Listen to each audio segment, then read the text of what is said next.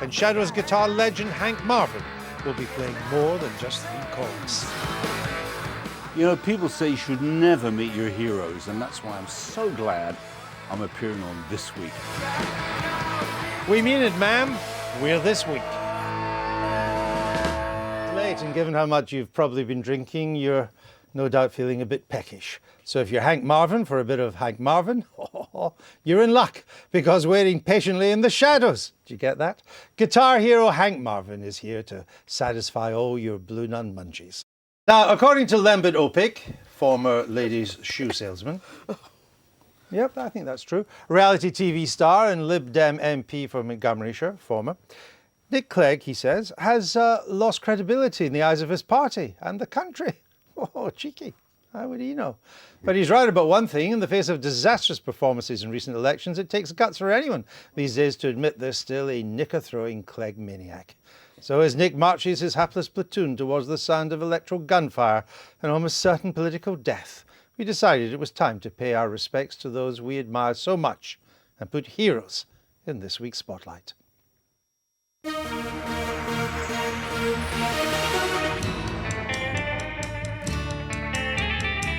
Don't let the Clark Kent specs fool you. Hank Marvin's a genuine rock and roll Superman. Inspiring a generation of musicians with his famous Fender, Hank was truly Britain's first guitar hero. We've all been in a hero's mood this week. Her Madge announced a new heroism bill in her Queen's speech to give legal protection to good Samaritans who intervene in public disputes. Where a person acts heroically, responsibly, or for the benefit of others, this will be taken into account by the courts. Cue the Batman imitators. And how fitting the bill should be introduced in the week we remember D-Day.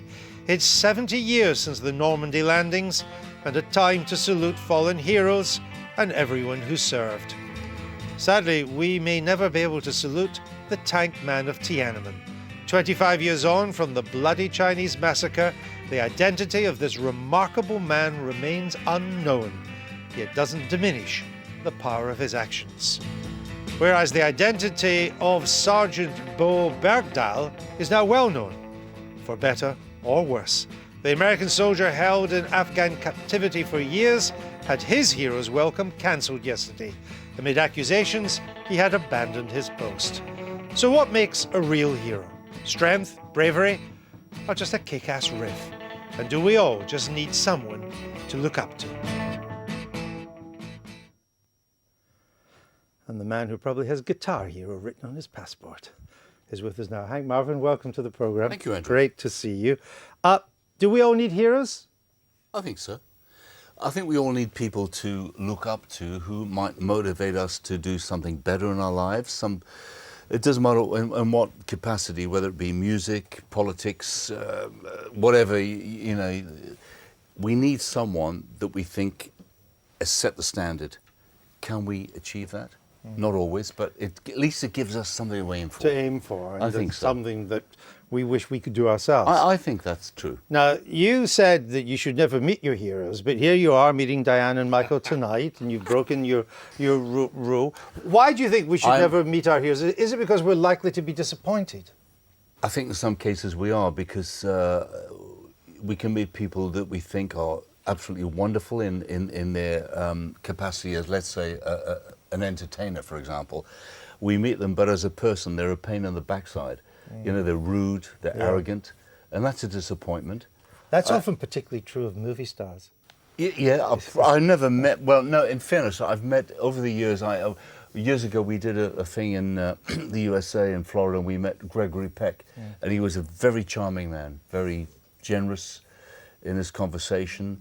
And then we met Gina Lollobrigida in Paris one year, and she didn't say much, but she looked great. Well, all right. You became a hero, I think, to a lot of people, particularly a lot of aspiring musicians in this country, because you were the famous guitar player in this country. And a lot of people thought, hey, if he can do that, and you don't have to be the lead singer to become famous. He can be the guitar player as well. You can be spotty, skinny, and wear glasses. That was seriously. And not move very much. You'd be surprised how much I moved on stage. But you inspired a lot of people. I mean, kids were practicing their guitar. Yeah. There as well. And did you know that at the time? No. We knew that it was having an impact because often in shows we'd see 4 guys. One would be wearing glasses, one would have, seriously, a bleached hair like Jet, and wearing the same clothes. Hang on. But it was only much later on, probably the late 60s, early 70s, when I bumped into a few people who were by then quite famous in their own right, who owned up. You know, they came out the closet and said, you're why I started playing guitar. We copied you. Brian May, Pete Townsend, Jeff Beck, people like this, you know. All the famous names in the 60s of the British groups. Yeah, and you know, the interesting thing to me is that we all start, I think, by copying the people we admire. That's part of the learning process. Some of us continue to copy, but the important thing is to find your own voice, your own style. I was fortunate in doing that, probably by accident more than anything else. And a very distinctive sound. Yeah, I think so. And Brian May, Jeff Beck, extremely distinctive. Yes. They found their own path, their own voice. The young man in front of the tank in Tiananmen Square, regarded as a hero, certainly a very brave person anyway, the mystique of his heroism is added to by the fact that we don't know what's happened to him. Yes, you don't have to know who a hero is. I mean, it's still so moving to see that footage and to know nothing about him. But at that moment, he could have been crushed. Of course, the tragedy is that in the next few hours, hundreds, possibly 1,000 people were crushed, were killed. Yes. Now, I think of heroes as being people who kind of know what to do when the most difficult moment comes. I mean, one example was the King of Spain, when there was that coup going on television in his uniform. I think of another example, I mentioned Churchill earlier. When Churchill has taken over, France surrenders to the Germans. They have a navy. If that falls into German hands, it's going to be a disaster. Churchill knows that navy either has to be handed to the British or sunk. And it was sunk. He sinks the French navy. I mean, to know what to do in a situation like that is extraordinary. But sometimes quite ordinary people can step up and be heroic. I was very moved after 9/11. Those firemen, completely anonymous, working-class New Yorkers who went into the burning towers to save people, and they were genuine heroes. Yes, and that's sometimes when heroism comes out most of all. Yeah. When ordinary people find themselves in extraordinary situations. Yeah, when we talked about heroes in the sense we were discussing, they're not heroes in that way, not at all.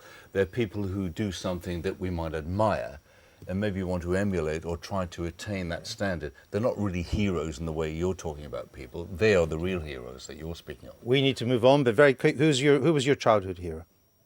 One of my heroes actually, or heroines, died this week, Maya Angelou. Okay, Maya Angelou did indeed. Michael? Harold Wilson. Sir? Harold Wilson. I said it quietly. See what I have to put up with? What about you, Hank? It's hard. I don't have any one hero. There were many people I admired and wanted to try to emulate and get up to a standard. No one in particular.